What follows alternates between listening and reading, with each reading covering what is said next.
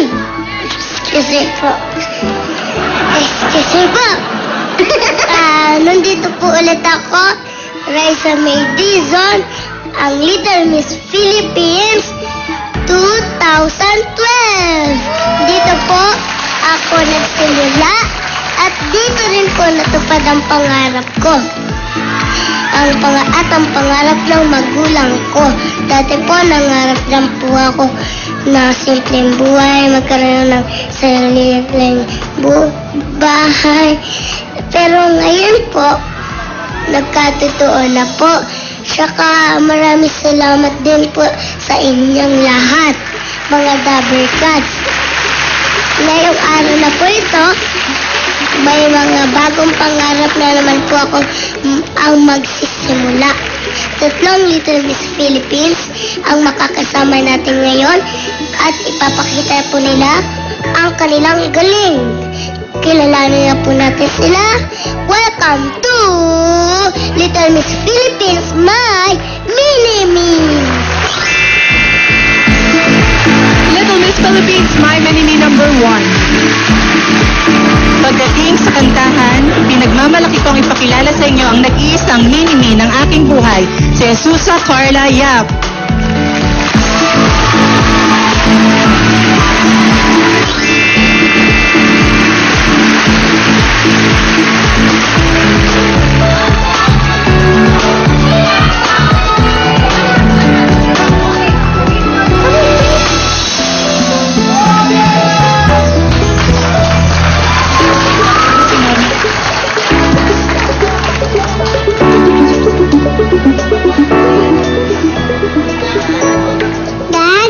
Good all the time.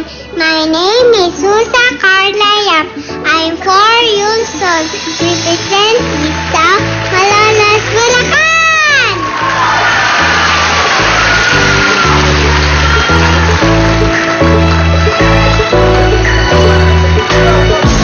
Little Miss Philippines, my Mini-Me number 2. Hello, Dabber Cats. My name is Daddy JM, and star, smart, wit, and charm. Here is my Mini-Me, my little Mini-Me, Miss Erica Faith G. Roque.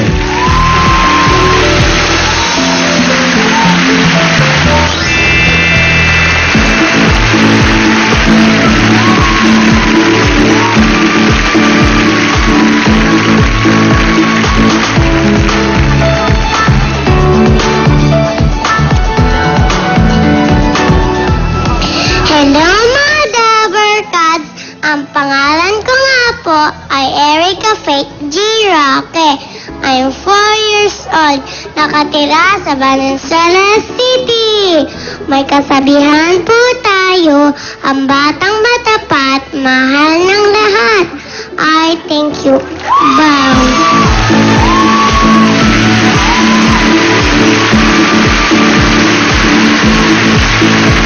Little Miss Philippines, my Mini-Me number 3.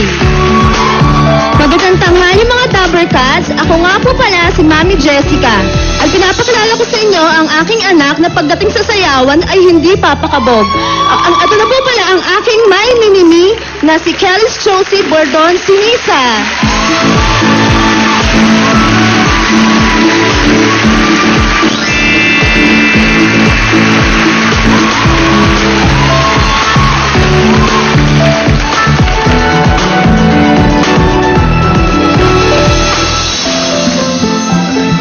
Mga tanghalin, Dabber Cats. Ako nga pala po si Kelly's Josie Bordon Sinisa.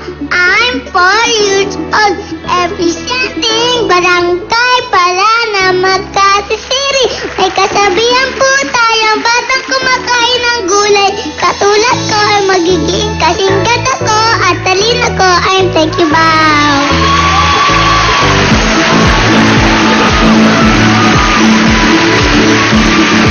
Ay, thank you, bye!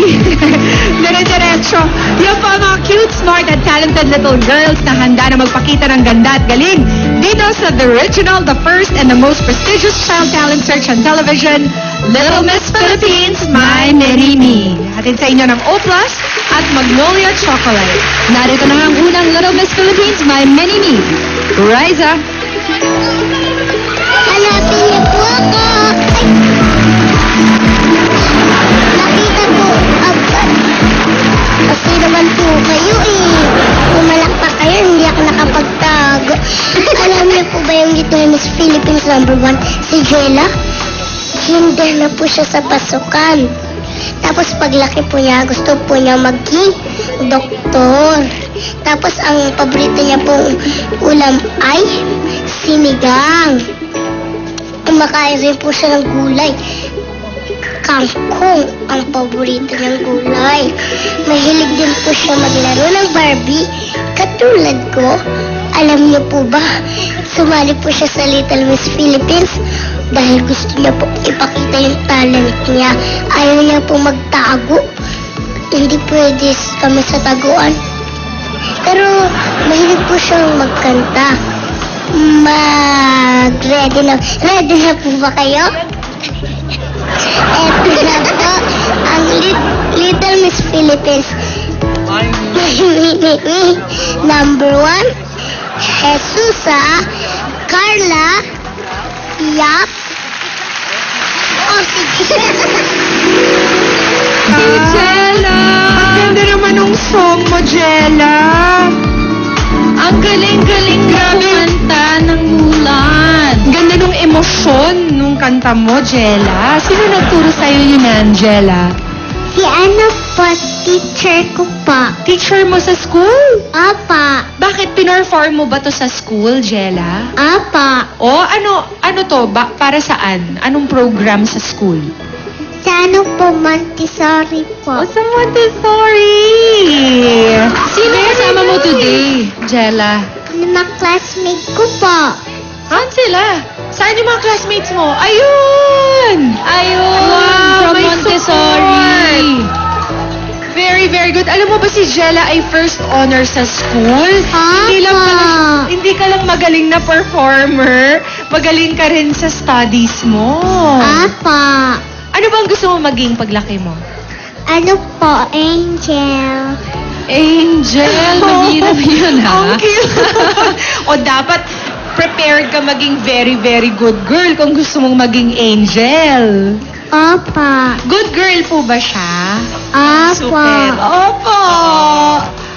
Kamusta po si Jella sa house? Tahimik lang siya. Tapos minsan pag binabalte, yun, dapat kailangan talaga mahaba pasensya. Pag ikaw nanay na tatay. Itong ganitong itsura, binabalte. Oo, lahat ng bata naman nagtatantrums. Kaya dapat magsusway ka sa ugali ng bata. Ayun. Nakikita. Sinong nagpasali sa'yo dito, Jella? Si ano po, si Mami. Oh, bakit gusto niya daw? Bakit po niyo gustong sumali dito si Jella? Ano yun, nagsimula yun nung sa Little Bossing, gusto niya makita si Ate Raisa. Tapos, pinanood ko sa kanya yung competition ni Ate Raisa. Yun, sabi ko kung gusto mo makita si Ate Raisa, dapat sasali tayo sa Little Miss Philippines. O ngayon na nakita mo na si Ate Raisa, anong gusto mong sabihin sa kanya, Jella? May itsura ni Ate Raisa. Gusto mo pa ba siyang makita? Natawa si Jella sa'yo. Anong gusto mong sabihin kay Ate Jella? Ate Jella, kay Ate Raisa. Ano po, naaano po ako kanina. Naglaro po akong dal kanina. Na ano? Dal. Ay, naglaro kayo ng dal. Yun. Ano naman ang gusto mong sabihin kay Mami? Ano po, bibigyan po niya akong gift. Nang gift pagkatapos nito. Okay, eto na ang message from Mommy. Yes, message na lang po kay Jen. Jesus sa Carla, alam mo na si Mama sa desisyon niya, maraming tama, maraming mali, pero gusto ko na malaman mo, sa lahat na naging desisyon ko, ikaw ang pinakamaganda na nangyari sa buhay ko. So lagi mo tatandaan, anak, na si Lolo, si Lola, si Mama Jack, yung buong family natin, super duper love ka from infinity and beyond. Wow!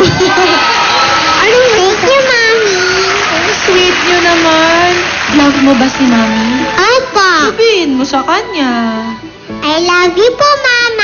Mahal din kita.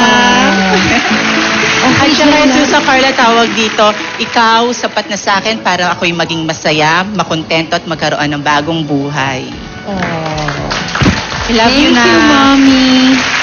Okay. Sweet yung dalawa, grabe. Eto na, pumili ka ng question mo.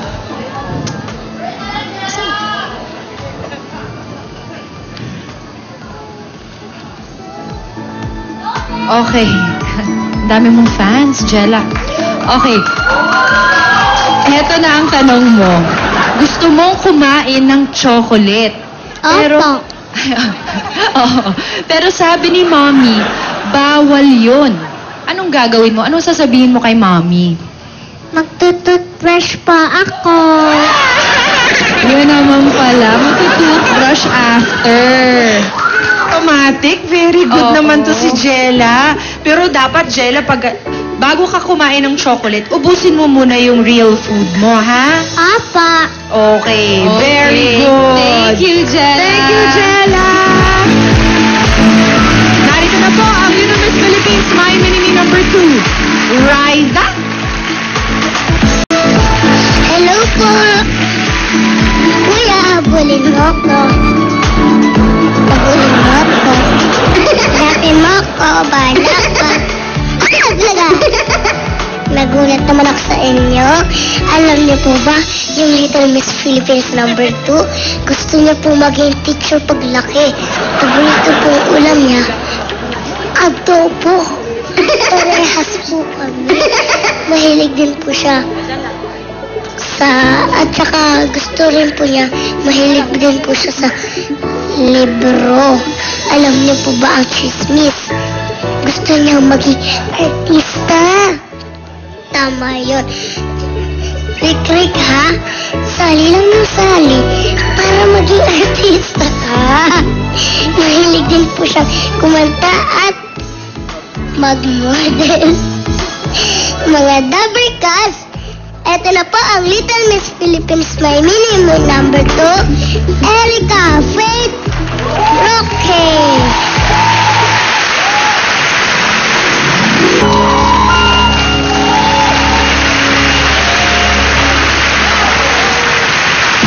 Rick, 4 years old from Valenzuela City. I'm sure favorite mo yung Frozen, no? Hi, Rick. Parang si Riza. Hello po. Iingit na si Riza eh. Kumakanta siya kasama mo. Nakita mo ba si Riza? Papa. Paano mo natutunan, Rick, yung words nung song? Kasi po, ako lang po nagturo sa sarili ko. Ikaw lang nagturo sa sarili mo? Bakit ilang Opo. beses mo ba pinapanood yung Frozen sa isang araw? Palagi po. Mga 5 times a day, ganon? Opo, palagi ko po pinapanood sa tablet namin. Sa tablet? Okay. Wow! Parang si Riza Taray. gusto mong makaduet eh. Sige nga. Rick, Alam mo ba Rick. yung words? Gusto mo kanta tayo? Sige. Okay, chorus ng Pero Frozen. hindi lang tayong dalawa, kasama si Ate Bel. Ate Bel, chorus Riza, na ano tayo. yung credibility ko as a host? Okay, ready? 1, 2, 3, go! Let it go! Let it go! Can't hold it back anymore! Let it go! Let it go! Everybody! Turn away from the door. I don't care what they're going to say. Let the storm rage on. The cold never bother me anyway. Alapakan po natin si Ate Bel. Alam mo ako yung target mo. Kala ko po ba ayaw niyo? Oh, wala eh. Nandun na. I went with it. O, tanong na lang natin si Mami Lea at saka si Daddy John. Thank you, Rice. Ano po ang message na lang para kay Rick? Ang message ko sa iyo, Erica, is that lagi mo tatandaan that we're always here for you. And we are so blessed to have you as a daughter. And napakabuti mong anak. And God bless you sa paglaki mo. And nandito lang kami palagi sa likod mo, sumusuporta. I love you. I love you, Erica. Si Mami, something else. I love you, Erica. I love you, Mommy. Thank you, Mommy and Daddy. O, ito na yung tanong mo, Rick. Rick, Pick a question. Okay. Ay, madali lang to for you. Ano ang mas gusto mo? Katabi mo si Mommy at Daddy pag natutulog ka o mag-isa ka lang? Palagi ko po sila katabi, tsaka nagpapahag po ako sa mami ko. Oh, okay. Thank na ka ni Mommy and Daddy. Opo. Eh, paano, Rick, pag dumating yung araw na sabihin sa'yo ni Mommy and Daddy, Rick, medyo matanda ka na. Pwede ka ba sa sarili mo ng room matulog? Anong sasabihin mo? Paglaki ko po, hindi na po ako matatakot. Kahit madilim po. Tsaka tatandaan mo, Rick, pag natatakot ka, always pray lang, ha? Opo. Okay, thank you. What a good little girl. Thank you, Rick. Narito na ang Little Miss Philippines, my mini-me number 3. Rise up. Hanapin niyo po ulit ako.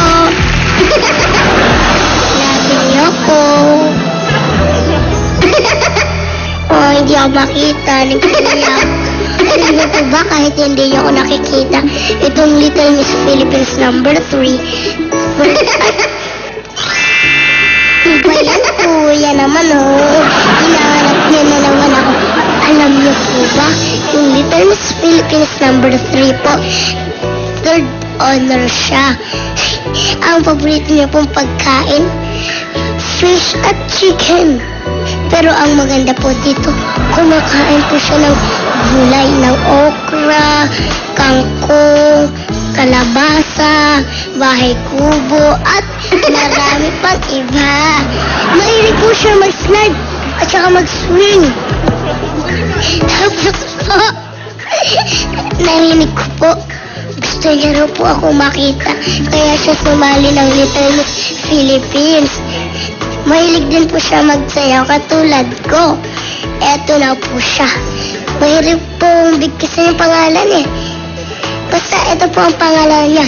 Little Miss Philippines, Casey Ceniza. Talagang Little Fox. Favorite song mo ba yun? Opo. Sino nagturo sa'yo nung dance steps? Mami po. Mommy, in fairness, magaling din mag-dance. At naka-mascara si Casey. Oo nga eh. Love the lashes. Anong gusto mo maging pagtanda mo, Casey? She dancer po. Dancer. Although si Casey magaling din sa school, third honor siya sa school. Kayo po, Mami, ano pong pangarap ninyo para kay Casey? Kung ano po yung pangarap niya, susuportahan ko po siya. Okay lang sa inyo maging dancer si Casey? Okay lang po. Ano pong masasabi ninyo nandito na siya sa Little Miss Philippines? Be, ito na yung pangarap mo. Nakatungtong nga tayo dito sa Itbulaga. Di ba, pangarap mo yon Opo. na makita si Ate Raisa sa si Bossing? Opo. Kamusta po? Ano pong klaseng little girl si Casey sa Ano inyo? po, madaldal. Daldal ka daw. Ano pa? Makulit. Pero po, okay naman, malambing naman po. Saka mahilig po mambara. Mag-ano? Mahilig po mambara. Mambara. First time ko yun narinig, ha? Talent ng May talent si Casey. Ng babara. Ano man sasabihin mo naman, Casey, kay Mommy na talagang pinractice ka para lang dito? Thank you, Mommy. I love you. Oh, already ka na for your question? Okay, here we go. Eto ang question mo, Casey. May pupunta sa bahay niyo at sinabing bisita siya ni Mommy. Pero wala dun si Mommy. Ikaw lang nandun sa bahay mo. Ano ang gagawin mo? Papapasukin mo ba sa bahay? Anong sasabihin mo sa kanya?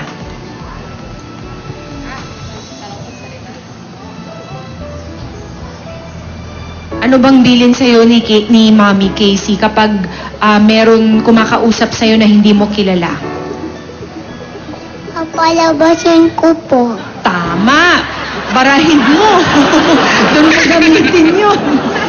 Huwag mo papapasukin, di ba? Apo. Tapos, anong sasabihin mo sa kanya? Wala po si Mami. Oo, pag wala si Mommy at si Daddy, huwag kang magpapapasok ng hindi mo kilala, tama? Apo. Okay, thank you very much, Casey. Thank you, Casey. Ang magiging basihan po sa pagpili ng magiging Little Miss Philippines natin ay ang kanilang personality and mini-me looks. That's 30%. Their talent is 50%. Parent and child rapport is another 20 for a total of 100. Ang mananalong Little Miss Philippines My Mini-Me ay tatanggap ng 20,000 pesos. Little Miss Philippines registration, April 9 bukas na po, 3 to 5 p.m. dito sa Broadway Centrum.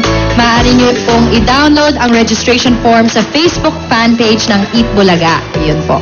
Ito na po ulit ang ating mga Little Miss Philippines My Mini-Me for today. Little Miss Philippines My Mini-Me number 1. From Malolos, Bulacan, Jesusa Carla Yap with Daddy Chris. Little Miss Philippines My Mini-Me number 2 from Valenzuela City, Erica Faith Roque with Daddy John Mark. Little Miss Philippines My Mini-Me number 3 from Makati City, Kelly Jose Saniza with Mommy Jessica. Casey na nga lang kasi. Oo. Mamaya malalaman na natin kung sino sa kanila ang mananalo. Susunod na, pauta ka na ng mga maglola sa Pinoy Henyo. Ang lola ko sa pagbabalik yan.